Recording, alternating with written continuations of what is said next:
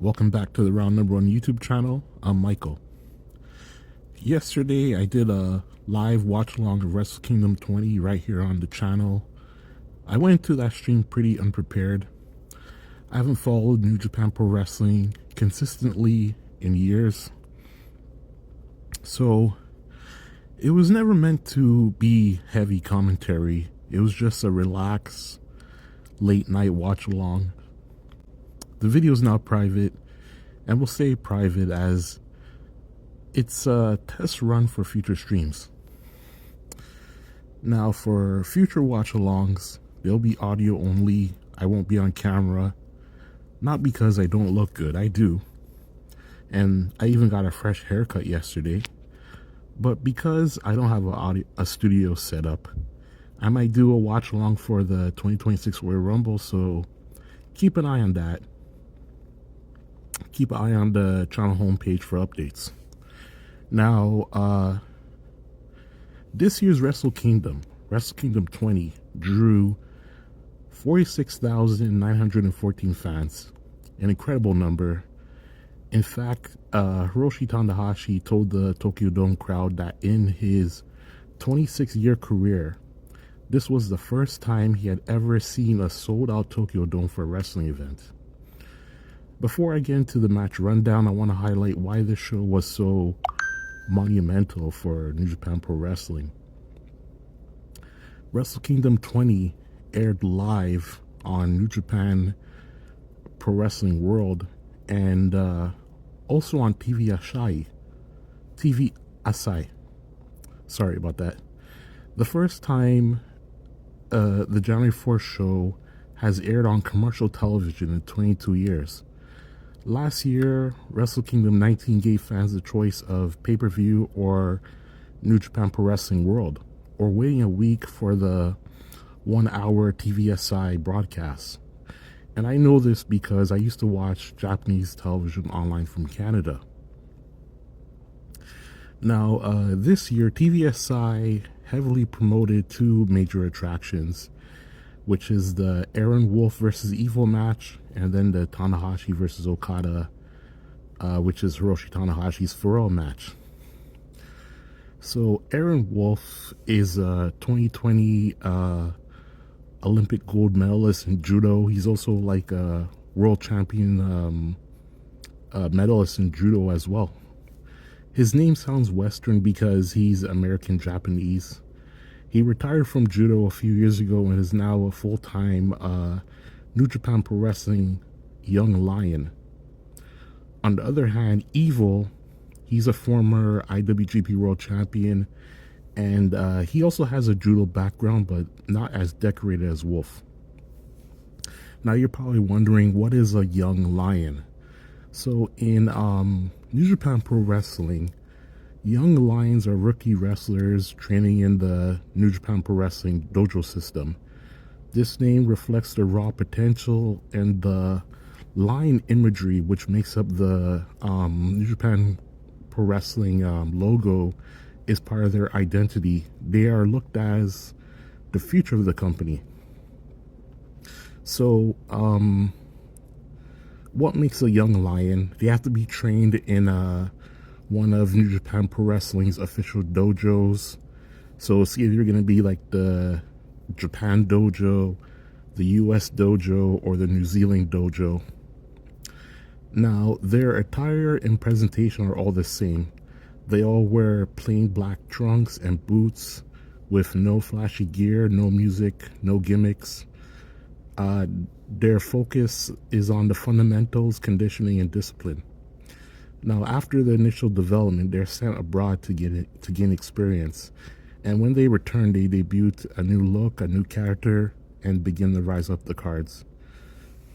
A successful excursion leads to a full re-debut. New persona, new gear, and often a major push. Western fans have seen this system work with Okada and Naito, who transformed during their excursions to TNA and CMLL before returning as top stars. So with Aaron Wolf now following tradition, his next step will be an excursion, likely to AEW and CMLL. And honestly, it doesn't matter how he's booked abroad, like Okada, who had a rough first excursion before returning as a Rainmaker. Wolf will come back to New Japan Pro Wrestling with a new character and a fresh push. Aaron Wolf also won his match, capturing the Never Openweight Championship. So let's get into the match rundown. First, we had the pre-show, which was Young Lions special tag team match. I'm scared of saying their names because I'm gonna get it wrong, but I'm gonna try. Ketsuya Murashima and Matsutora Yasuda defeated Shoma Kato and Tatsuya Matsumoto. Then we had the second pre-show match, which was the New Japan World Television Championship. El Fantasmo defeated Chris Brooks, and El Fantasmo's gear looked like a tribute to Bret Hart's classic WWF attire. So now, as for the main show, there was a 10-man tag match. Jake Lee, Andrade, Henar, is that what he calls himself? They all made it. All three wrestlers made a return to New Japan Pro Wrestling, and they scored the win. Andrade will be back in AEW soon. Jake Lee seems headed towards a confrontation with the IWGP World Champion based on his actions later in the night. Next, we had a double championship match for the women's. New Japan Pro Wrestling Strong Championship and IWGP Women's Championship. It was Suri versus Saya Katamani. It was a surprising result. Many expected Katamani to become a triple champion. Personally, I think it's time to retire the Strong Women's title and unify it with the IWGP Women's Championship. Maybe this leads to a Version 2 belt design inspired by the classic men's IWGP Version 2. So Suri defeats Saya Katamani. Next, we had the Never 6-man tag Rambo match. TMDK won the titles. And you're probably wondering what a Rambo match is. A Rambo match, or Tornado Rambo, refers to 8 teams entering at 1-minute intervals. If one member is eliminated, the whole team is out. Next, we had the junior heavyweight #1 contendership match. El Desperado wins the 4-way, earning a shot at Doki. Then we had the IWGP World and IWGP Global Championship match. Yota Tsuji is the new IWGP World Champion, along with being the IWGP Global Champion. He defeated Konosuke Takeshita. Then we had Tanahashi's Farewell match.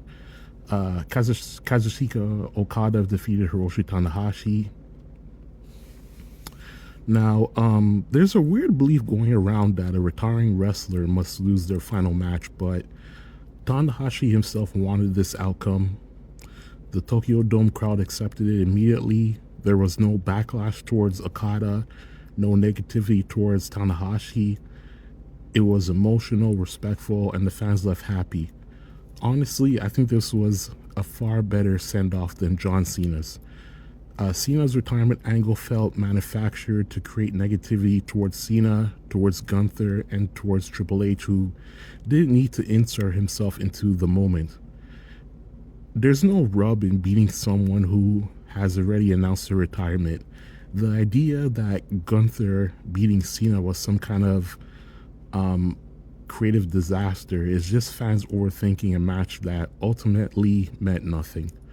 As for the post-match celebration, Okada made sure to thank both Tanahashi and the fans. Once Tanahashi snapped out of it, he pulled himself up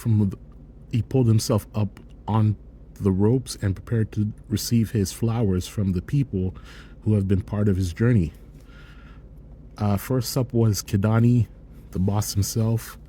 He's a hands-on owner and a genuine wrestling fan. He was visibly emotional seeing one of his top executives and greatest in-ring performers officially retire. After Kandani came a sponsor, and then a long line of wrestlers Tanahashi has shared the ring with over the years, and it was surprising how many of them are now in AEW. Jay White presented Tanahashi with a bouquet, followed by Will Ospreay. Then Kenny Omega appeared alongside Kota Ibushi, who is still recovering from a broken femur.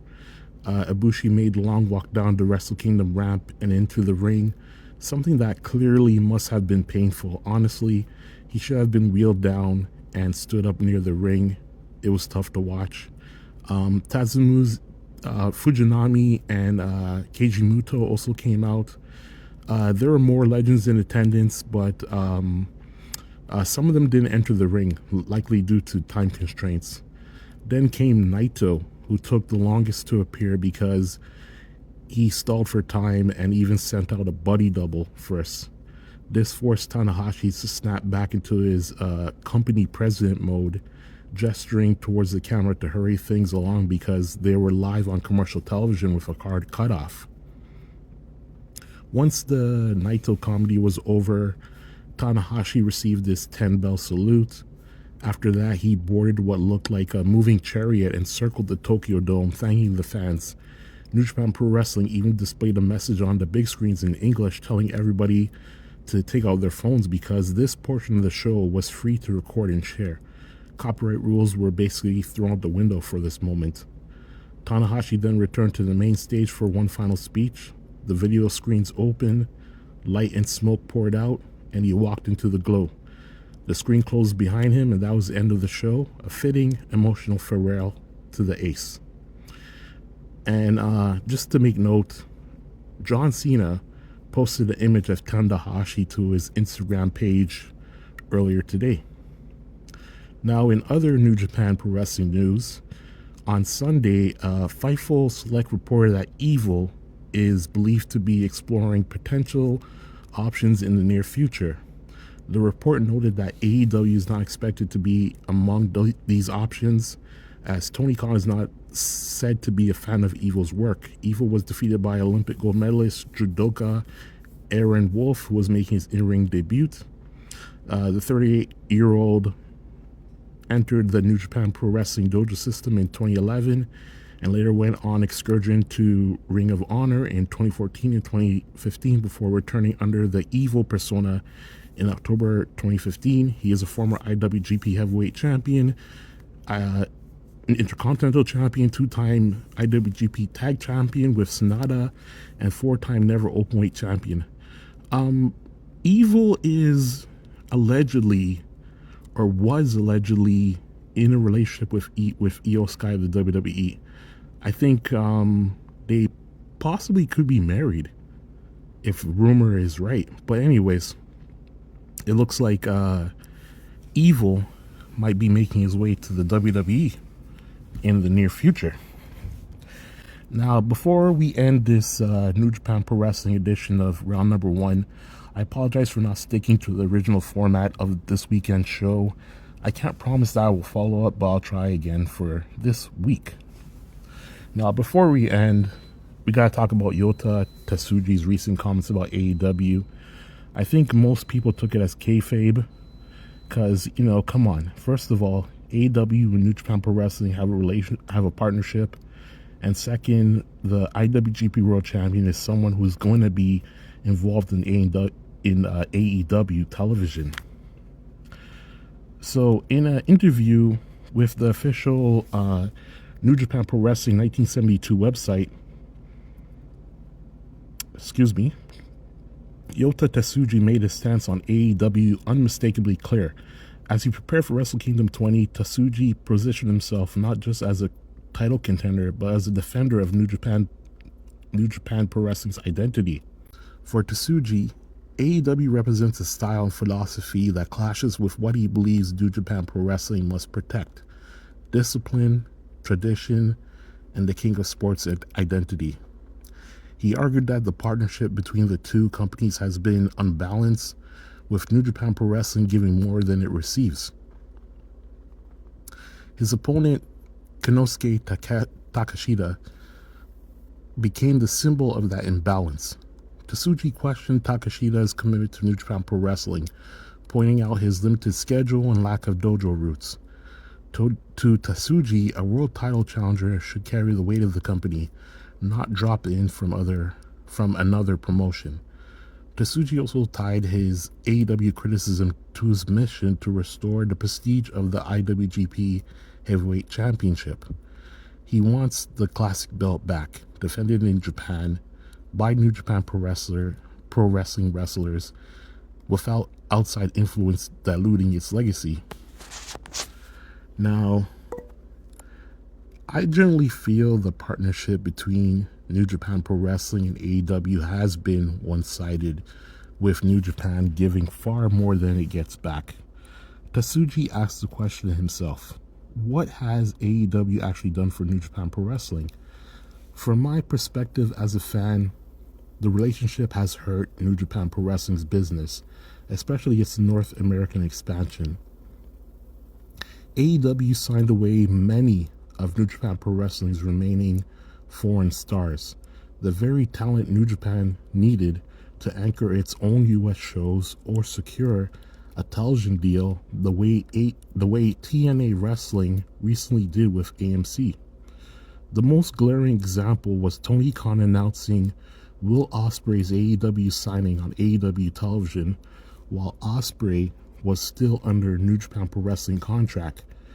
If WWE or AEW were on the receiving end of that, they'll call it contract tampering.